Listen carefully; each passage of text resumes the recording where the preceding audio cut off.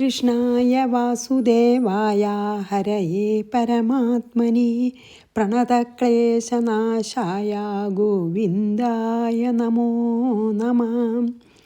സർവമംഗളമംഗല്യേ ശിവേ സർവാർത്ഥസാധികേ ശരണ്യേ ത്രയംബകേ ഗൗരി നാരായണി നമോസ്തുതേ നാരായണി നമോസ്തുതേ.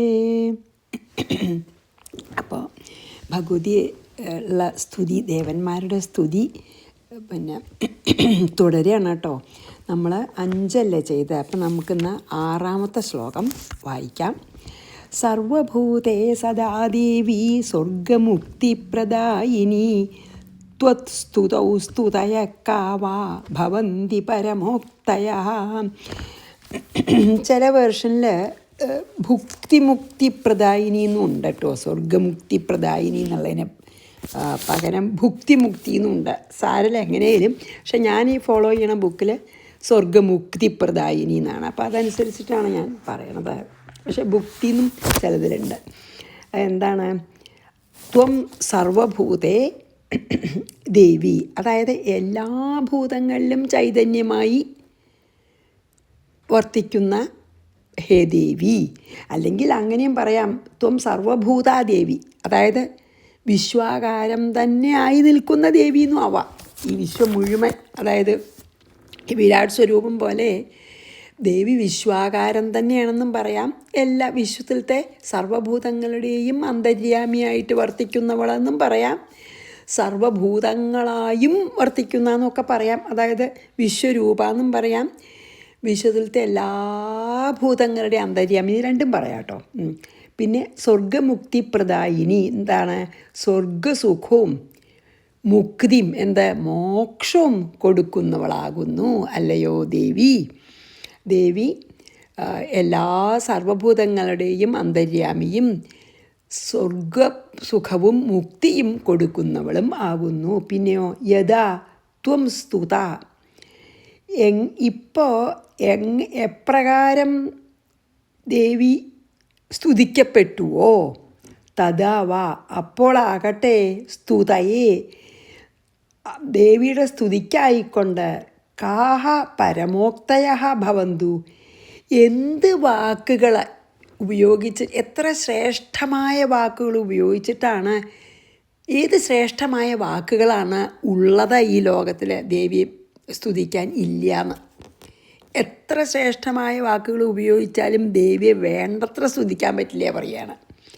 കാ പരമോക്തയ ഭവന്തു എന്ന്. അതായത് ഏതൊരു ശ്രേഷ്ഠ പദങ്ങളാണ് ഉള്ളത് ദേവിയെ വേണ്ടത്ര സ്തുതിക്കാനായിട്ടെന്നാണ്. അതാണ് ദേവി സർവഭൂത സ്വരൂപിണിയാണ്, സർവഭൂതാന്തര്യാമിയാണ്. സ്വർഗസുഖങ്ങളെയും മോക്ഷങ്ങളെയും ഒക്കെ തരുന്നവളാണ് എന്നൊക്കെ നമുക്ക് സ്തുതിക്കാം. അതൊക്കെ സ്തുതിച്ചാലും ദേവിയുടെ സ്തുതിക്ക് ഇതിലധികം എന്ത് ശ്രേഷ്ഠ വാക്കാ ഉപയോഗിക്കാൻ പറ്റുക? എന്താ? ദേവി വിശ്വസ്വരൂപിണിയാണെന്നോ, വിശ്വത്തിലത്തെ സർവഭൂതങ്ങളെ അന്തര്യാമിയാണെന്നും സ്വർഗവും മോക്ഷവും തരുന്നവളാണെന്നും ഒക്കെ പറയാം. അതിലധികം എന്ത് പറഞ്ഞാണ് ഞങ്ങൾക്ക് സ്തുതിക്കാൻ പറ്റുക എന്നാണ് ചോദിക്കണം. അതാണ് ഇതിൽ വെച്ചാൽ, സ്തുതിക്കാൻ എത്ര നമ്മൾ ശ്രമിച്ചാലും വേണ്ടത്ര നമുക്ക് സ്തുതിക്കാൻ വാക്കുകളില്ല. ഏതൊരു വാക്കാണ് ദേവിയെ സ്തുതിക്കാൻ വേണ്ടത്ര ശക്തിയുള്ളത്? ഏതൊരു ശ്രേഷ്ഠമായ ഉക്തികളെ കൊണ്ടാണ് ഭഗവതിയെ സ്തുതിക്കാൻ പറ്റുക എന്ന് പറയുകയാണ്. എല്ലാം ദേവീ രൂപമാണ്. അപ്പം നമ്മളെ ഈ വാക്കും ദേവീ രൂപമാണ്. ഇപ്പം ഇതുവരെയാണ്, അതായത് സൂര്യനെ നമുക്ക് വിളക്ക് കൊണ്ട് കാണിക്കാൻ പറ്റുമോ? അപ്പോൾ എവിടെയാണ് സൂര്യൻ ചോദിച്ചാൽ ഒരു വിളക്ക് കൊടുന്നിട്ട് കാണിക്കാൻ പറ്റുമോ സൂര്യനെ? ഇല്ലല്ലോ. ആ വിളക്കിൻ്റെ സൂര്യ വെളിച്ചത്തിൽ വിളക്കിൻ്റെ വെളിച്ചം അടങ്ങിയിരിക്കണം. അതുപോലെയാണ് നമ്മൾ സ്തുതിക്കണ്ട, ശരിയാണ്, സ്തുതിക്കാം നമുക്ക്. പക്ഷെ ആ വാക്കുകൾ പോലും ദേവി തന്നെയാണ്. കാരണം എല്ലാറ്റിലും പ്രകാശിച്ചു കൊണ്ടിരിക്കുന്ന ദേവിയാണ്, വിശ്വാത്മികയാണ്, സ്വർഗമുക്തിപ്രദായിനിയാണ്. അപ്പോൾ അതൊക്കെ നമുക്ക് പറഞ്ഞ് സ്തുതിക്കാമെന്നേ ഉള്ളൂ. ഇതിനേക്കാളും പറ്റുന്ന വാക്കുകൾ നമുക്കില്ല സ്തുതിക്കാൻ. ഇത് ഏറ്റവും ശ്രേഷ്ഠം എന്ന് പറഞ്ഞിട്ട് അങ്ങോട്ട് സ്തുതിക്കേ പറ്റുള്ളൂ എന്ന് പറയുകയാണ്. അതായത് ഭഗവതി മോക്ഷപ്രദയാണെന്ന് പറയുമ്പോൾ തന്നെ സ്തുതിക്കൽ കഴിഞ്ഞു അല്ലേ. സർവ അന്തര്യാമിയാണ്, വിശ്വരൂപാത്മികയാണ്. ഇനി ഇതിലധികമൊക്കെ ആയിട്ട് എന്ത് വാക്കുകൾക്കാണ് ഇതിലധികം സമർത്ഥമായിട്ട് ദേവിയെ സ്തുതിക്കാൻ പറ്റുക എന്നാണ് ദേവന്മാർ പറയണത്. സർവഭൂതായ യഥാ ദേവി സ്വർഗമുക്തിപ്രദായിനി. അല്ല, സർവഭൂതേ സദാ, ഇതിൽ നമുക്ക് അങ്ങനെയാണ് കേട്ടോ സർവാന്തര്യാമിന്ന്. സർവഭൂതേ സദാ ദേവി സ്വർഗമുക്തിപ്രദായിനി ത്വസ്തുതൗ സ്തുതയ കാവാ ഭവന്തി പരമോക്തയഃ. ഇനി 7. സർവസ്യ ബുദ്ധിരൂപേണ ജനസ്യ ഹൃദി സംസ്ഥിതേ സ്വർഗാപവർഗതേ ദേവി നാരായണി നമോസ്തുതേ. സർവസ്യ ജനസ്യ ഹൃദി, എല്ലാവരുടെയും ഹൃദയത്തിൽ ബുദ്ധിരൂപേണ സംസ്ഥിതേ, ബുദ്ധിസ്വരൂപിണിയായിട്ട് വർത്തിക്കുന്നവളെ ദേവിയെ സംബോധന ചെയ്യുകയാണ്. എല്ലാവരുടെ ഉള്ളിലെയും ബുദ്ധിസ്വരൂപിണിയായിട്ട് വർത്തിക്കുന്നവളെ. പിന്നെയോ സ്വർഗാപവർഗതേ, സ്വർഗം നൽകുന്നവളെ. അപവർഗം ച മോക്ഷം, അപവർഗം നൽകുന്നവളെ. എന്താ കാരണം വെച്ചാൽ എന്താ അറിയോ, നമ്മൾ ഒരു പറയലുണ്ട്, മന ഏവ മനുഷ്യാണാം കാരണം ബന്ധമോക്ഷയോഹോ. അതായത് മനസ്സാണ് നമ്മളെ ബന്ധനത്തിൽ നിന്ന് സ്വാതന്ത്ര്യം കിട്ടി മോക്ഷത്തിനും രണ്ടിനും കാരണം മനസ്സാണ്. എന്താണ്? മന ഏവ മനുഷ്യാണാം കാരണം ബന്ധമോക്ഷയോഹോ. മനസ്സാണ് നമ്മളെ ബന്ധനത്തിനും മോക്ഷത്തിനും കാരണമായി ഭവിക്കുന്നതാണ്. അങ്ങനത്തെ മനസ്സിൽ ബുദ്ധി സ്വരൂപിണിയായിട്ട് വാഴുന്നതാരാ? ഭഗവതി. അതുകൊണ്ടാണ് മോക്ഷം നൽകുന്നവളെന്ന് പറഞ്ഞതേ. മനസ്സാണ് നമുക്ക്, മനസ്സനുസരിച്ചിട്ടാണല്ലോ ബന്ധനവും മോക്ഷവും. മനസ്സിനപ്പുറത്ത് പോയാൽ നമുക്ക് മോക്ഷം കിട്ടി. മനസ്സുകൊണ്ട് നമുക്ക് രാഗവും ദ്വേഷവും ഉണ്ടാകുമ്പോൾ ബന്ധനമുണ്ട്. ആ രാഗം ദ്വേഷത്തിനെ കളഞ്ഞ് മനസ്സിനെ പരിശുദ്ധമാക്കിയാൽ എന്തായി? മോക്ഷം കിട്ടും. അപ്പം മനസ്സ് തന്നെയാണ് രണ്ടും നമുക്ക് തരണത്. ബന്ധം തരണതും അതെ, കർമ്മബന്ധനം തരണതും അതെ, മോക്ഷം തരണതും അതെ. അങ്ങനത്തെ മനസ്സിൽ ബുദ്ധിസ്വരൂപിണിയായിട്ട് വർത്തിക്കുന്നവളാണ്. അതുകൊണ്ടാണ് ബുദ്ധിരൂപൻ. അതുകൊണ്ടാണ് സ്വർഗാപവർഗതയെ പറഞ്ഞ്. സ്വർഗവും ആഗ്രഹങ്ങളൊക്കെ സാധിച്ചിട്ട് അപ്പം കർമ്മബന്ധനാണല്ലോ സ്വർഗം. കർമ്മം ചെയ്തു, അതിന് ഫലം കിട്ടി, അതാണ് കർമ്മബന്ധനം. അതുകൊണ്ടാണ് സ്വർഗവും മോക്ഷവും തരുന്നവളെന്ന് പറയണത്. മനസ്സാണ് നമുക്ക് സ്വർഗവും മോക്ഷവും തരണത്. അങ്ങനത്തെ മനസ്സിൻ്റെ പിന്നിൽ പ്രവർത്തിക്കുന്ന ബുദ്ധിസ്വരൂപിണിയാണ് ദേവി. അതുകൊണ്ടാണ് സ്വർഗാപവർഗത എന്ന് പറയാൻ കാരണം. പിന്നെ അങ്ങനെയുള്ള മനസ്സന്നെ നിന്തിരുവടിയാണെന്ന് പറയുകയാണ്. നമ്മുടെ മനസ്സന്നെ നിന്തിരുവടിയാണ്. അതായത് ഭഗവതിയാണ് നമ്മുടെ മനസ്സിനെ ഓരോന്ന് തോന്നിപ്പിക്കുന്നതും ചെയ്യിപ്പിക്കുന്നതും ഒക്കെ ആ ശക്തിയല്ലേ. ആക്ച്വലി സൗന്ദര്യലഹരിയിലും പറയുന്നുണ്ട് ഭഗവതി നമ്മളെ മനസ്സന്നെയാണെന്ന്. അതാണിപ്പോൾ ഇവിടെയും പറഞ്ഞത്. ആ മനസ്സാണ് നമ്മളെ ബന്ധനത്തിലേക്കും മോക്ഷത്തിലേക്കും നയിക്കുന്നതും അതെ. അതുകൊണ്ടാണ് അങ്ങനെ മനസ്സിൻ്റെ ചൈതന്യമായി, മനസ്സിൽ ബുദ്ധിസ്വരൂപിണിയായിട്ട് നമ്മുടെ ഹൃദയത്തിൽ വസിക്കുന്നവളെ സ്വർഗാപവർഗതേ, സ്വർഗം നൽകുന്നതും മോക്ഷം നൽകുന്നതുമായ ദേവി നാരായണി നമോസ്തുതേ. അങ്ങനത്തെ നാരായണി ദേവിക്ക് നമസ്കാരം എന്നാണ്. അപ്പോൾ അത് പറയാൻ എന്താ കാരണം വെച്ചാൽ ഈ മനസ്സാണ് നമുക്ക് സ്വർഗവും മോക്ഷവും. സ്വർഗം എന്ന് പറഞ്ഞാൽ കർമ്മബന്ധനം കൊണ്ട് കിട്ടുന്നതാണ്. നമ്മൾ നല്ല കർമ്മം ചെയ്തു സ്വർഗം കിട്ടി അല്ലേ. അത് കഴിഞ്ഞ് സ്വർഗ്ഗസുഖം കഴിഞ്ഞാൽ ആദ്യം ഇവിടെ വന്ന് ജനിക്കും, അത് കർമ്മബന്ധനമാണ്. മോക്ഷം തരണതും എപ്പോഴാ? എല്ലാ രാഗവും ദേഷ്യവും പോയി പ്യുവറായി മനസ്സ്, അപ്പോൾ മോക്ഷവും കിട്ടും അല്ലേ. അപ്പോൾ പ്യുവർ ആയിട്ടുള്ള മനസ്സിൽ, ശുദ്ധമായിട്ടുള്ള മനസ്സിൽ ജ്ഞാനം ഉദിക്കും, പിന്നെ നമുക്ക് മോക്ഷം കിട്ടും. അതുകൊണ്ടാണ് ദേവി ബുദ്ധിസ്വരൂപിണിയാണെന്ന് പറഞ്ഞതേ. പിന്നെ എന്താണ്, നല്ല കാര്യങ്ങൾ ചെയ്ത് സ്വർഗം വേണമെന്ന് ആഗ്രഹിക്കുന്നവരുടെ ബുദ്ധിയും നൽകുന്നതും ഭഗവതിയാണ്. ഇനി ഒന്നും വേണ്ട, എനിക്ക് മോക്ഷം മാത്രം മതി എന്ന് വിചാരിക്കുന്നവരുടെ ബുദ്ധിയുടെ പിന്നിൽ പ്രവർത്തിക്കുന്നതും ഈ ഭഗവതിയാണ്. അതുകൊണ്ടാണ് ബുദ്ധിസ്വരൂപിണി എന്ന് പറയാൻ കാരണം. സർവസ്യ ബുദ്ധിരൂപേണ ജനസ്യ ഹൃദി സംസ്ഥിതേ സ്വർഗാപവർഗതേ ദേവി നാരായണി നമോസ്തുതേ. ഭഗവതി നമ്മുടെ മനസ്സ് തന്നെയാണെന്ന് പറയാമെന്ന് ചുരുക്കം. കലാ കാഷ്ഠാദിഭേദേന പരിണാമപ്രദായിനി വിശ്വസ്യോപരതൗ ശക്തേ നാരായണി നമോസ്തുതേ. ഇതിൽ കല കാഷ്ഠാദിഭേദേന എന്നുണ്ടല്ലോ. അതായത് കലയും കാഷ്ഠയൊക്കെ സമയത്തിൻ്റെ അളവുകളാണ്. അതായത് ഒരു മിനിറ്റ്, ഒരു നിമിഷം, ഒരു സെക്കൻഡ്, മിനിറ്റ്, മണിക്കൂർ എന്നൊക്കെ നമ്മൾ പറയില്ലേ, അതുപോലത്തെ ഏറ്റവും ചെറിയ ഒരു കാലത്തിൻ്റെ അളവുകളാണ് ഈ കലയും കാഷ്ഠയൊക്കെ. അപ്പോൾ ഇതിലെന്താ പറയണ വെച്ചാൽ ഭഗവതി കാലസ്വരൂപിണിയാണ്. കാലം പോകുന്നതോടെ നമുക്ക് എല്ലാ പരിണാമങ്ങളും വരുന്നു. അങ്ങനെയാണല്ലോ, അതുകൊണ്ടാണല്ലോ ഭഗവാനെ നമ്മൾ കാലസ്വരൂപൻ എന്ന് പറയാറുണ്ട്. ഭഗവതി കാലസ്വരൂപിണിയാണ്. അതായത് കാലങ്ങൾ കൊണ്ട് മാറ്റങ്ങൾ വന്നുകൊണ്ടേയിരിക്കുന്നു. എന്നിട്ട് നമുക്ക് ഈ പ്രപഞ്ചം തന്നെ നശിച്ചു പോണു ഇല്ലേ, കാലം കഴിയും തോറും. അതുകൊണ്ടാണ് അങ്ങനെ കലാകാഷ്ഠാദിഭേദേന, അതായത് കാലസ്വരൂപിണിയായിട്ടുള്ള അർത്ഥം. അതായത് കല എന്ന് പറഞ്ഞാൽ എന്താ അത്രയുണ്ടോ, കുറേ താമരയുടെ ഇതളുകൾ വെച്ചിട്ട് എത്രയോ 10 20 കൂട്ടിക്കോളൂ, അല്ലെങ്കിൽ 15 അല്ലെങ്കിൽ 10 കൂട്ടുക. അങ്ങനെ 10 താമരയുടെ ഇല നമ്മൾ ഒന്നിച്ച് ചേർത്ത് വെച്ചിട്ട് അതിൽ ഒരു സൂചി കൊണ്ടാണ് തുളയ്ക്കുക വെച്ചാൽ ഓരോ ഇതളും തുളയാൻ എത്ര സമയം വേണോ അതാണത്രേ ലവം എന്ന് പറയുക. അതിനാണത്ര ഏറ്റവും ചെറിയ, അതായത് ഒരു താമര ഇതളെടുത്തിട്ട് ഒരു സൂചി കൊണ്ട് കുത്തിയാൽ അത് അപ്പുറത്തേക്ക് എത്താൻ എത്ര സമയം വേണം, അതാണത്ര ഏറ്റവും ചെറിയ സമയത്തിൻ്റെ അളവ്. ഏറ്റവും ചെറിയ അളവ് അതാണത്രേ. ഒരു താമരയുടെ ഇല എടുത്തിട്ട് സൂചി കൊണ്ട് കുത്തിയാൽ ഒരു ഭാഗത്ത് നിന്ന് മറ്റേ ഭാഗത്തേക്ക് എത്താൻ എത്ര സമയം വേണമോ അതാണത്ര ഏറ്റവും ചെറിയ കാലയളവ്. അതിനെയാണത്ര ലവം എന്ന് പറയുക. അങ്ങനെ 30 ലവം കൂടിയാൽ ഉള്ളതിന് ത്രുടി എന്ന് പറയും. അങ്ങനെ 30 ത്രുടി കൂടിയാൽ കിട്ടുന്നതാണ് ഇതിൽ പറയണ കല. പിന്നെ 30 കല കൂടിയതാണത്ര കാഷ്ഠ. അപ്പം അത്ര ചെറിയ സമയ അളവിനെയാണ് ഇപ്പം ഇതിൽ കലാകാഷ്ഠ, അത് തൊട്ടാന്നർത്ഥം. അതാണ് അതിൻ്റെ അർത്ഥം.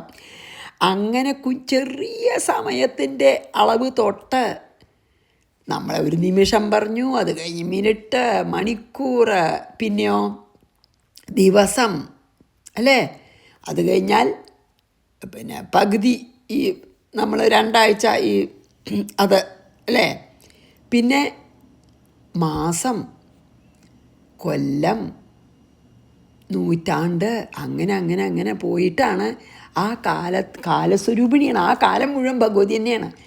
ആ കാലസ്വരൂപിണിയായ ഭഗവതി എന്നിട്ട് എന്ത് ചെയ്യണു?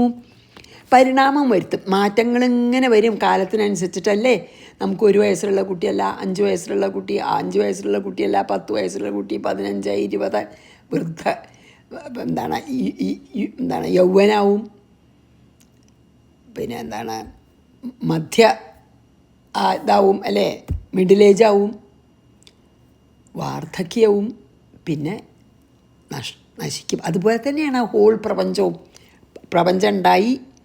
ഇങ്ങനെ ഓരോ ചെറിയ ഇപ്പം പറഞ്ഞ കലാകാഷ്ഠ എന്നുള്ള സമയം പോലെ പതുക്കെ മുമ്പോട്ട് പോയി ഓരോ സമയം പൂന്തോറും ഓരോ മാറ്റങ്ങൾ വന്നിട്ട് പിന്നെ എന്താ കാലസ്വരൂപിണി എന്താ ചെയ്യണം? പിന്നെ വിശ്വസ്യോപരതേ ശക്തേ, അങ്ങനെ കാലസ്വരൂപിണിയായിട്ട് വർത്തിച്ചിട്ട് എല്ലാറ്റിനും മാറ്റങ്ങളെ പരിണാമം വരുത്തുന്ന ഹേ ദേവി, അവസാനം എന്താ?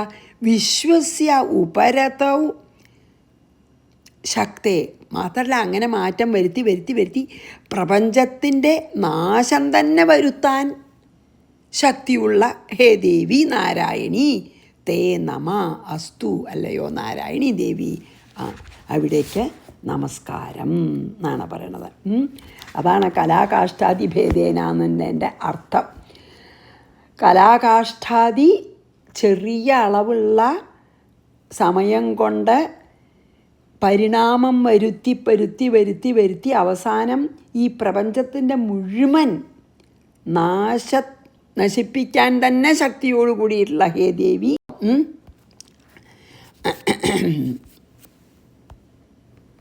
അതാണ് ഇതിൽ പറയണത്. എനിക്കൊരു ഫോൺ വന്നു, സോറി കേട്ടോ. അപ്പോൾ അങ്ങനെയുള്ള കാലസ്വരൂപിണിയായിട്ടുള്ള ദേവിക്ക് നമസ്കാരം. അതാണ് കേട്ടോ കല എന്നുള്ളത്. മനസ്സിലായില്ലേ? ഒരു തുള എത്ര സമയം വേണം, അങ്ങനെ 30 കലയായാൽ ഒരു ത്രുടിയായി. 30 ത്രുടി അല്ല, സോറി, അതല്ല, അത് എന്താണ്, സോറി, ഞാൻ നേരെ തിരിച്ചാണല്ലോ പറഞ്ഞത്. അത് ഒരു ലവാണ്. 30 ലവം കൂടിയാൽ ഒരു ത്രുടി, 30 ത്രുടി കൂടിയായാലേ ഇവിടെ പറഞ്ഞ കല. അങ്ങനെ 30 കലയെ കാഷ്ടം. വളരെ ചെറിയ സമയത്തിൻ്റെ അളവാണ് കേട്ടോ. അങ്ങനെ തൊട്ട് നമുക്കിപ്പോൾ പറയാച്ചാൽ ഒരു നിമിഷം, ഒരു സെക്കൻഡ്, പിന്നെ മിനിറ്റ്, അങ്ങനെ പോയി കാലം കൊണ്ട് പലതിനും പല മാറ്റം വന്ന നമ്മൾ കാണുന്നുണ്ടല്ലോ. അവസാനം കാലസ്വരൂപിണിയായി വന്ന് ഈ പ്രപഞ്ചത്തിൻ്റെ മുഴുവൻ നാശത്തിനും പ്രപഞ്ചത്തിനെ മുഴുവൻ നശിപ്പിക്കാനുള്ള സാമർഥ്യമുള്ളവളെ അങ്ങനത്തെ നാരായണീ ദേവിക്ക് നമസ്കാരം എന്നാണ്. ഇനി നമുക്ക് എന്താണ്, വളരെ നമ്മളെല്ലാവരും എന്നും ചെല്ലണ ശ്ലോകത്തിലേക്ക് പോവാം. ഇത് ഒന്നുകൂടി വായിച്ചിട്ട്. കലാകാഷ്ഠാദിഭേദേന പരിണാമപ്രദായിനി വിശ്വസ്യോപരതൗ ശക്തേ നാരായണി നമോസ്തുതേ. 9. സർവമംഗളമംഗല്യേ ശിവേ സർവാർത്ഥസാധികേ ശരണ്യേ ത്രയംബകേ ഗൗരി നാരായണി നമോസ്തുതേ. ഇത് നമുക്കിത് അറിയാത്തവരാരും ഉണ്ടാവില്ല. ഞാൻ ഒന്നിങ്ങനെ കാണുന്നുണ്ട്, ഞാൻ ഫോളോ ചെയ്യണ പുസ്തകത്തിൽ സർവമംഗളമംഗല്യേന്നേ ഉള്ളൂ. വേറെ ഒരു പുസ്തകത്തിൽ സർവമംഗള മാംഗല്യെന്നുണ്ട്. എനിക്ക് ശരിക്ക് ഏതാണ് ശരിയെന്നോ രണ്ടും ശരിയാണോ എന്ന് പറയാനുള്ള അർഹത എനിക്കില്ല. ഞാൻ സർവമംഗള മംഗല്യെന്ന് ചൊല്ലി പോവുകയാണ്. അത് തെറ്റില്ല എന്ന് മാത്രം എനിക്കറിയാം. അതുകൊണ്ട് ഞാൻ അതാണ് ചെല്ലണത്. സർവമംഗള മാംഗല്യായാലും വിരോധമില്ല പിന്നെ എന്നെനിക്ക് തോന്നുന്നു. പക്ഷേ സർവമംഗള മംഗല്യാണ് ഞാൻ കുട്ടിക്കാലം തൊട്ട് ചൊല്ലിയിരുന്നതും അങ്ങനെയാണ്. ഞാൻ ഫോളോ ചെയ്യുന്ന പുസ്തകത്തിലും അതാണ്. സർവമംഗള മംഗല്യേ, അതായത് എല്ലാ മംഗളമായ വസ്തുക്കൾക്കും മംഗളമായുള്ളതാണർത്ഥം. എല്ലാ മംഗളമായിട്ടുള്ള വസ്തുക്കൾക്ക് പോലും മംഗളമായി വർത്തിക്കുന്നവളെ, അല്ലെങ്കിൽ എല്ലാ മംഗളമായ വസ്തുക്കൾക്കും അതിനുള്ള മംഗളം നൽകുന്നവളെ എന്നും പറയാം. അതാണ് സർവമംഗള മംഗല്യേ വെച്ചാൽ എല്ലാ മംഗളമായ വസ്തുക്കളുടെയും മംഗളമായിട്ടുള്ളവളെ.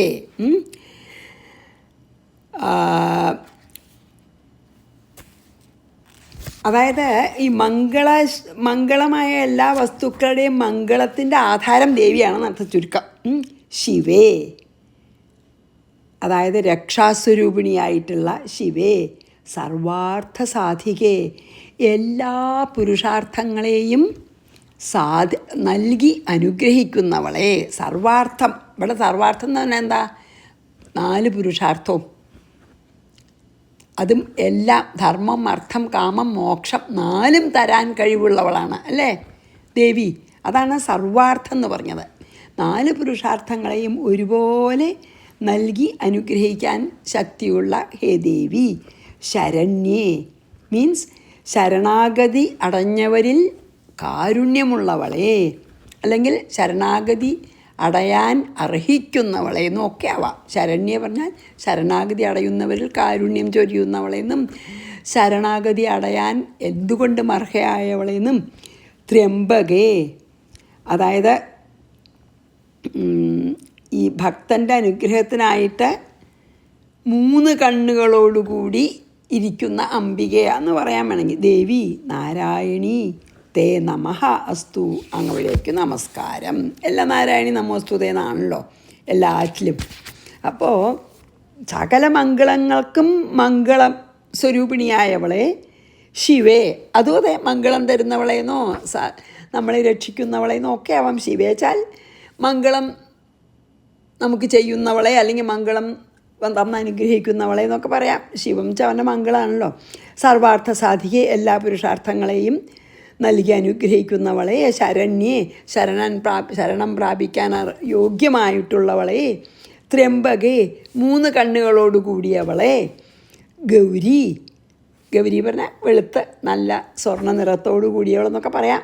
നാരായണി അല്ലോ, നാരായണി തേ നമഃ അസ്തു, അങ്ങയ്ക്കായിക്കൊണ്ട് നമസ്കാരം. ഇത് നമ്മൾ ഒരുപാട് എല്ലപ്പോഴും എല്ലാവർക്കും അറിയണ ഒരു മന്ത്രമാണ് അല്ലേ. എത്ര നല്ല അത് അറിയാത്ത ഹിന്ദുസ് തന്നെ ഉണ്ടാവുമെന്ന് എനിക്ക് തോന്നുന്നില്ല ഭഗവതിക്കുള്ള ഈ മന്ത്രം. അത്ര ഒരു അത് ഈ ദേവീമഹാത്മ്യത്തിൻ്റെ പിന്നെ 11-ാം അധ്യായത്തിലത്തെ 9-ാമത്തെ ശ്ലോകമാണ് എന്ന് എനിക്ക് കുട്ടിക്കാലത്തൊക്കെ ആദ്യമായിട്ട് ദൈവമഹാത്മ്യം വായിച്ചപ്പോഴേ മനസ്സിലായുള്ളൂ. കാരണം അത്ര നമ്മളത് അറിയാതെ പഠിക്കുമല്ലോ. പക്ഷെ ദൈവമഹാത്മ്യത്തിലത്തെ ഈ 11-ാം അധ്യായത്തിലത്തെ ദേവന്മാരുടെ സ്തുതിയിലത്തെ 9-ാമത്തെ ശ്ലോകമാണെന്ന് എനിക്ക് പിന്നെ ഞാൻ ദൈവമഹാത്മ്യം കുറേ കഴിഞ്ഞതിന് ശേഷം വായിച്ചപ്പോഴാണ് അത് മനസ്സിലായത്. ഓക്കെ, ഇനി അടുത്തതും പലരും വളരെ ഫെമിലിയറാണ്. സൃഷ്ടിസ്ഥിതി വിനാശാനാം കർത്തൃഭൂതേ സനാതനേ ഗുണാശ്രയേ ഗുണമയേ നാരായണി നമോസ്തുതേ. എന്താ പറയണേ? സൃഷ്ടിസ്ഥിതി വിനാശാനാം കർത്തൃഭൂതേ, ഈ പ്രപഞ്ചത്തിൻ്റെ സൃഷ്ടി സ്ഥിതി ലയം ഇതിനൊക്കെ ആധാരമായി, അല്ലെങ്കിൽ അതൊക്കെ നടത്തുന്നവളെ, സനാതനേ, സനാതനം വെച്ചാൽ എന്താ? നിത്യമായിട്ടുള്ളവളെ, ഗുണാശ്രയേ, എല്ലാ ഗുണങ്ങൾക്കും ആശ്രയമായവളെ, സത്വരജസ്തമോ ഗുണങ്ങൾക്ക് ആശ്രയമായുള്ളവളെ, ഗുണമയേ, ഗുണസ്വരൂപിണി, നാരായണി തേ നമഃ അസ്തു, അങ്ങനത്തെ നാരായണി ദേവിക്ക് ഞാൻ നമസ്കരിക്കുന്നു എന്നാണ് പറയുന്നത്. അതായത് സൃഷ്ടിസ്ഥിതി വിനാശാനം, സൃഷ്ടിക്കും സ്ഥിതിക്കും സംഹാരത്തിനും ശക്തിഭൂതേ, അല്ലേ?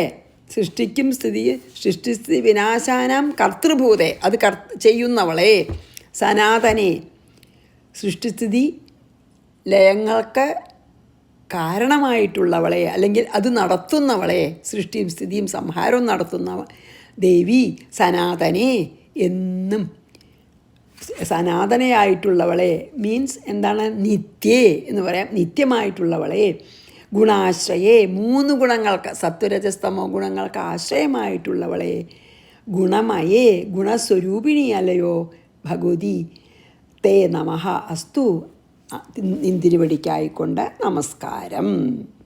അതായത് എന്താ അറിയോ? സൃഷ്ടിസ്ഥിതി സംഹാര ശക്തികളായിട്ടുള്ള ബ്രഹ്മാണിയും അല്ലേ, വൈഷ്ണവിയും മാഹേശ്വരിയും ഒക്കെ ഭഗവതിയാണ് അല്ലേ. ബ്രഹ്മാണിയാണ്, വൈഷ്ണവിയാണ്, നമ്മൾ കണ്ടുല്ലോ, മാഹേശ്വരിയാണ്, സൃഷ്ടി സ്ഥിതി സംഹാരം അതന്നെയാണ് അപ്പം ഇതിലും പറഞ്ഞതേ. പിന്നെയോ എല്ലാ ഗുണങ്ങൾക്കും ആശ്രയമാണ്, കാരണം മായയിലാണല്ലോ 3 ഗുണങ്ങളും, വിഷ്ണു മായയാണല്ലോ, അങ്ങനെയും പറയാലോ. അപ്പോൾ അതുകൊണ്ടാണ് ഗുണസ്വരൂപിണി എന്ന് പറഞ്ഞത്. അല്ല, ഗുണങ്ങൾക്ക് ആശ്രയാന്നും പറഞ്ഞു അല്ലേ. ഗുണങ്ങളുടെ സ്വരൂപമായി തിന്നും അല്ലയോ നാരായണി ദേവി.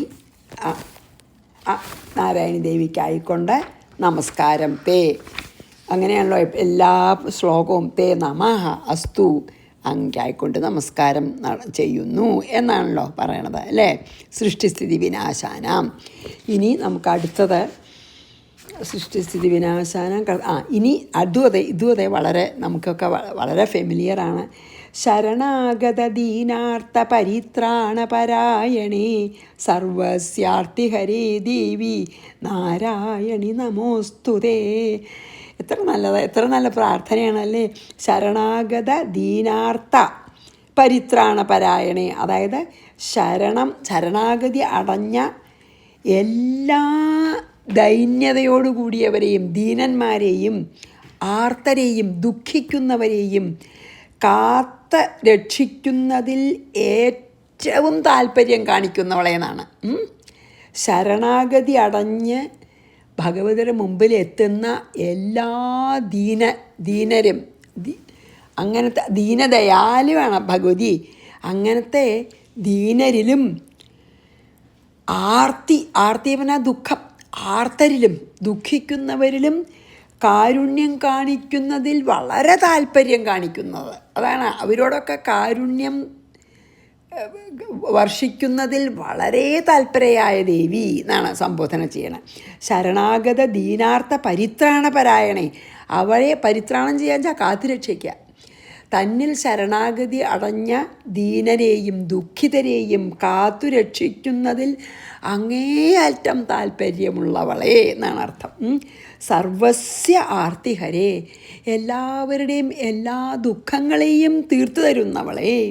ഹേ നാരായണി തേ നമഃ അസ്തു, അല്ലയോ ദേവി നാരായണി അവിടേക്കു നമസ്കാരം എന്നാണ് പറയണത്. അത്ര നല്ലതാ.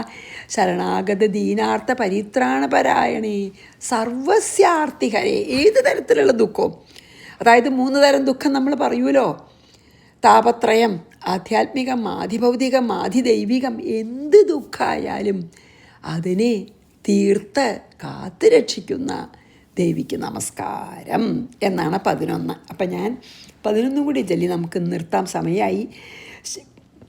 ഈ മുഴുവൻ സ്തുതി തന്നെ ഉള്ളൂ. ഇതിൽ എത്ര നല്ലതാ, ഒന്നിനു വേണ്ടിയും നമ്മൾ ചോദിക്കണില്ല. സകാമായിട്ടുള്ള പ്രാർത്ഥനയല്ല, ഭഗവതിയെ സ്തുതിക്കന്നെ. ഭഗവതിയെ പോലെ ആരും ഉണ്ടാവില്ല, എനിക്ക് സ്തുതിക്കാൻ വാക്കുകളില്ല. അത്ര വേറൊന്നും നമ്മൾ ചോദിക്കാതെ സ്തുതിക്കുന്നത് ആയതുകൊണ്ടാണ് അത്രേ ഈ സ്തുതി അത്ര വിശേഷമെന്ന് പറയണത്. അപ്പം ഞാൻ 11 വായിച്ച് നിർത്താം.